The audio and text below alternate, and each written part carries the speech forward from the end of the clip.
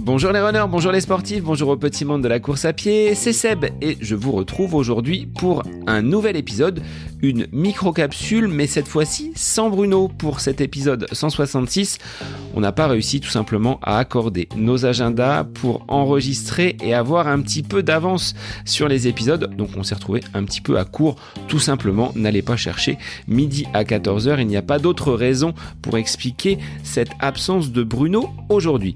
Alors, j'ai choisi de vous présenter mon top 5 des applications running, c'est-à-dire que si vous ouvrez mon téléphone, vous risquez de tomber sur ces 5 applications. Ce sont celles que j'utilise le plus fréquemment et qui sont en lien avec mon activité préférée, à savoir la course à pied. Sans plus attendre, allons découvrir quelles sont ces 5 applications, celles que j'utilise quotidiennement. C'est le nouvel épisode du podcast À côté de mes pompes. Bonne écoute à vous! Donc j'ai choisi de vous présenter aujourd'hui 5 applications en lien avec le running, en lien avec la course à pied. Ce sont des applications que j'utilise depuis un certain nombre d'années. En effet, je fête en 2023 ma 2e décennie de pratique de la course à pied. Mais pour commencer par cette première application, il s'agit de Garmin Connect. Eh bien, c'est une application que j'utilise depuis mars 2011. C'est la première activité que j'ai enregistrée sur cette plateforme Garmin Connect avec une montre qui était une Garmin Forerunner 305. Un gros pavé que j'avais sur le poignet. On était loin de la miniaturisation et de la technologie qui existe aujourd'hui. Donc vous le comprendrez, si j'ai commencé il y a 20 ans, entre 2003 et 2011, je courais sans montre connectée. C'est arrivé en 2011 et je suis, comme qui dirait, un petit peu attaché à cette plateforme. Pas menotté parce que j'ai tout loisir, si je le souhaite, d'aller changer de montre, changer de marque et découvrir une autre plateforme. Cependant, je suis habitué à Garmin Connect. J'ai ma bibliothèque donc de toutes ces séances réalisées depuis plus de 12 ans maintenant. J'ai pas regardé combien ça représentait de kilomètres et d'heures passées à courir, mais elles sont toutes consignées. J'ai la possibilité également d'avoir ce créateur d'entraînement, cette programmation des séances et également toutes ces statistiques qui sont liées à la santé, à la performance, au rythme cardiaque. Bref, c'est un outil que je trouve complet. Certains me disent que d'autres plateformes sont peut-être plus performantes. Cela dit, cette plateforme Garmin Connect, moi, me satisfait amplement et elle me sert également de tracker pour le matériel, que ce soit pour les chaussures, pour mon vélo, pour les semelles confectionnées par mon podologue. J'ai la possibilité d'attribuer à chacune des séances le matériel utilisé, donc c'est assez pratique. Voilà quelle est la plateforme numéro 1 et là par ordre d'ancienneté, celle que j'utilise depuis mars 2011, ce qui représente quand même quelques semaines d'entraînement. Alors la seconde application que j'utilise quasi quotidiennement, c'est Strava, ce réseau social pour les sportifs que vous connaissez, sur lequel vous êtes peut-être. Si c'est le cas, n'hésitez pas à rejoindre le club À côté de mes pompes ou tout simplement à vous abonner à mon profil. Je vous remettrai les liens dans les notes de l'épisode. Alors Strava, ça me permet moi non pas de suivre ma progression, non pas forcément de suivre mon entraînement. Je vais vous parler d'une autre application que j'utilise pour cela. C'est plutôt pour moi un journal de bord sur lequel j'ai pris pour habitude d'associer une photo à chacune de mes séances. Ici, loin de moi l'idée d'être totalement narcissique et de me prendre en photo. Ça peut être un lever de soleil, ça peut être un coucher de soleil, ça peut être une luminosité sur la piste où je vais courir, sur le bord de Loire, sur un endroit en bord de mer où j'aime aller gambader. Ça me permet d'avoir ce côté un petit peu rétrospective, puisqu'aujourd'hui Strava nous propose des flashbacks, un petit peu comme sur Facebook où on nous dit voilà la séance que tu as réalisée il y a un an. Et puis ça permet de se remémorer également ces différentes séances réalisées. C'est une application que je trouve à la fois ludique et convivial, ce qui permet, après une compétition, de pouvoir échanger avec les copains, notamment du club, des personnes que je connais, qui pratiquent également la course à pied, que ce soit en loisir ou en compétition, et de pouvoir débriefer certaines courses, certains passages. Donc ça, c'est un côté sympa, sachant que Strava permet de remonter les données de n'importe quel fabricant de montres ou presque.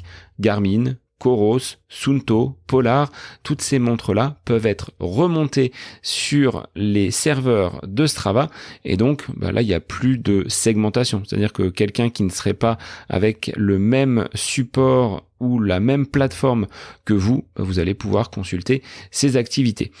Il y a quand même quelques petits bémols, et ça je l'ai vu lorsque je courais, on va dire régulièrement dans mon groupe club, ce sont les performances. Strava a tendance à bonifier la vitesse des coureurs. Les temps de pause sont parfois pas toujours comptabilisés, ce qui donne des allures parfois un petit peu farfelues, et il faut prendre beaucoup de distance avec cela. Cependant, il y a un côté vraiment sympa, ce sont les segments. Je sais que parmi mes auditeurs, il y a des chasseurs de segments, ce qui permet d'aller se défier, peut-être sur une sortie que vous avez repérée. C'est un bon moyen pour se challenger et aller chercher ces récompenses virtuelles, ces fameux coms, ces fameux records personnels.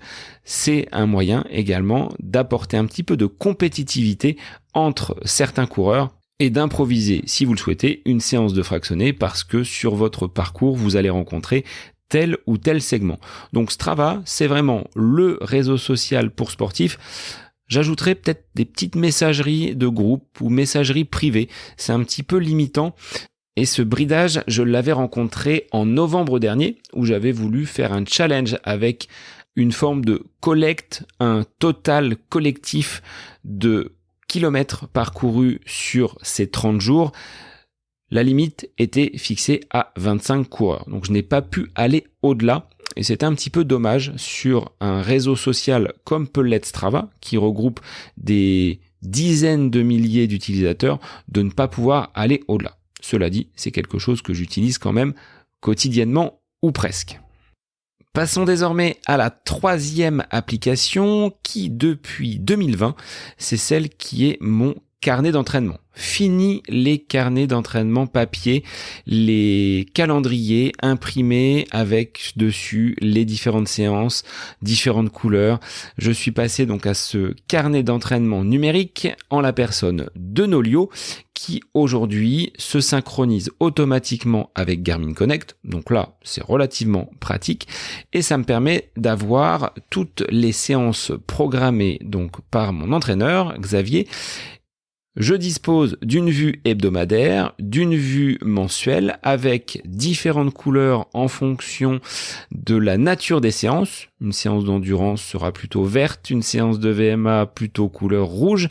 Et derrière, cette séance-là sera directement programmée, directement même envoyée sur ma montre Garmin.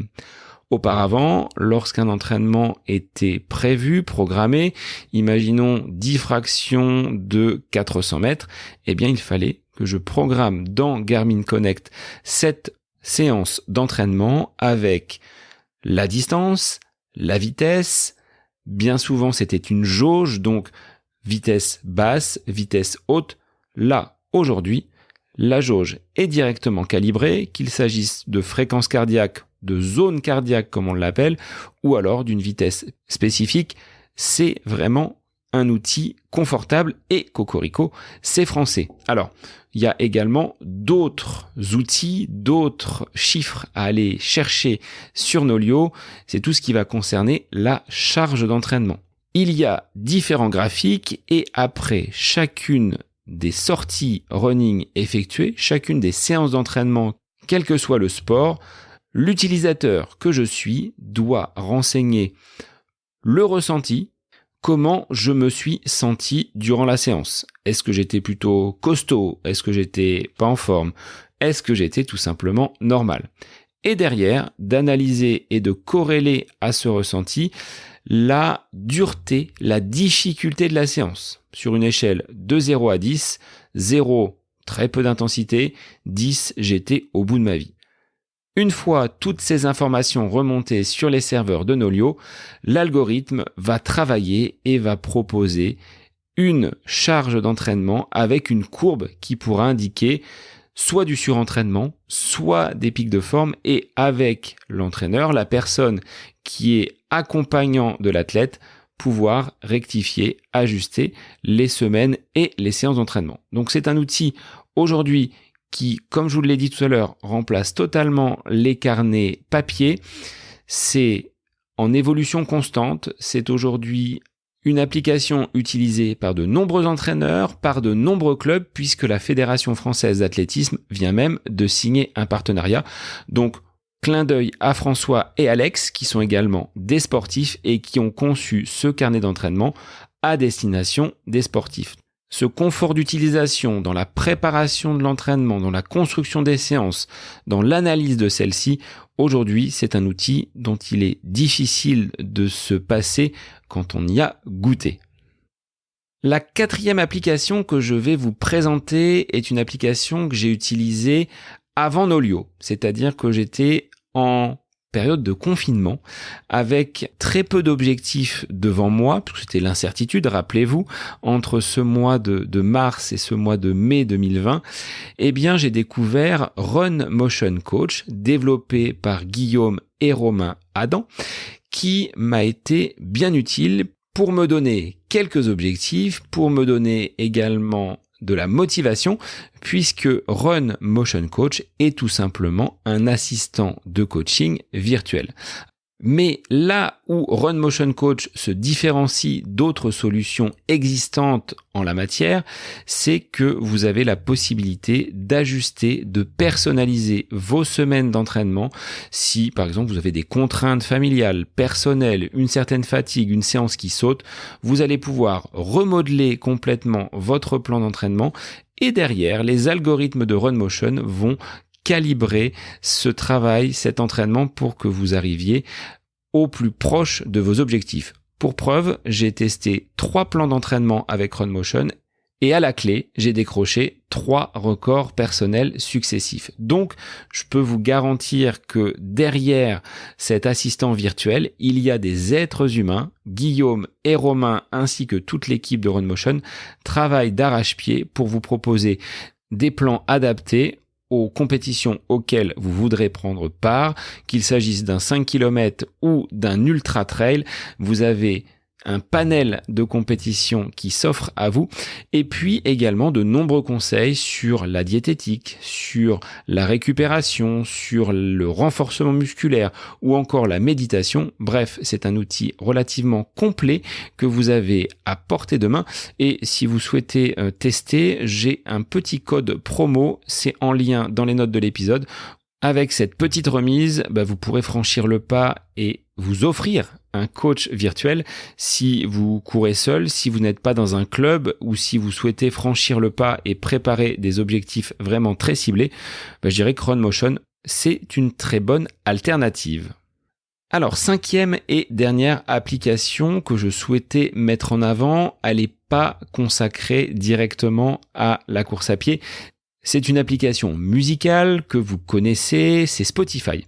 Je l'utilise de façon quasi quotidienne, à la fois pour écouter de la musique, pour écouter d'autres podcasts et puis pour me faire mes petites playlists de motivation, playlists consacrées peut-être à la relaxation, ça dépend vraiment des moments. Et j'aime également écouter en replay des émissions consacrées au football. Donc là, je suis branché sur RMC, sur l'After. C'est via Spotify que j'écoute donc ces différents contenus. Et il y a même la possibilité de créer des playlists collaboratives. Imaginez, vous préparez un marathon, un semi-marathon et vous avez besoin de musique pour la durée de votre épreuve, de votre compétition. Eh bien, faites appel à vos amis pour qu'ils puissent vous constituer la playlist donc de votre choix avec les meilleurs titres qui vous donneront de l'énergie au moment où ça peut-être flancher. Donc c'est un bon support, en tout cas Spotify, c'est la 5e application que je souhaitais vous présenter aujourd'hui, même si je détourne un petit peu son usage pour l'utiliser pendant mes sorties course à pied. Voilà quel est mon top 5 des applications running. Ça n'engage que moi. Je devrais même parler de liste et non pas de classement parce que je peux pas forcément mettre une plus en avant que l'autre. En tout cas, je vous invite à me livrer quel est votre top 3 ou votre top 5 des applications running. Et je vous invite, maintenant que cet épisode est terminé, à venir en discuter sur les réseaux.